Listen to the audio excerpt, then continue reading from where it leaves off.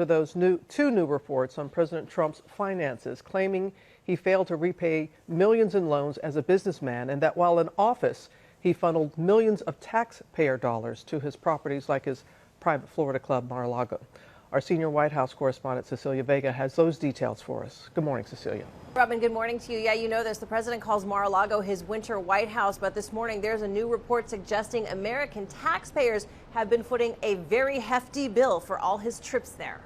Since taking office, President Trump has made 300 trips to his own hotels and clubs like Mar-a-Lago. And this morning, the Washington Post says those trips have given his private businesses a big boost to their bottom line. According to the Post, the businesses charge for everything from ballroom and golf cart rentals to candelabras, decorative palm trees, and pricey bottles of booze, all to the tune of more than $8 million. The Post says taxpayers ended up footing the bill for at least $2.5 million.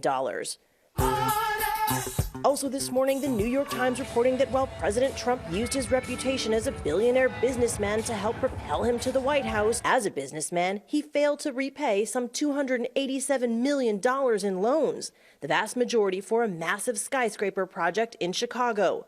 The Times says Mr. Trump borrowed more than $700 million to fund the construction. He highlighted it on his show, The Apprentice. I intend to erect a modern masterpiece of steel and glass. But no matter how hard he tried to hype it, in the midst of the 2008 financial crisis, condos didn't sell, storefronts remained vacant, and according to the Times, the Art of the Deal author walked away from his debt. But rather than stay in the red, the Times says Mr. Trump got a series of loan extensions, even suing his bank, ultimately ending in a private settlement, the bank largely letting him off the hook. The Times writing, rather than warring with the notoriously litigious and headline-seeking client, lenders cut Mr. Trump slack, exactly what he seemed to have been counting on. Now, New York's Attorney General reportedly investigating whether this and other maneuvers aimed at skirting taxes broke the law.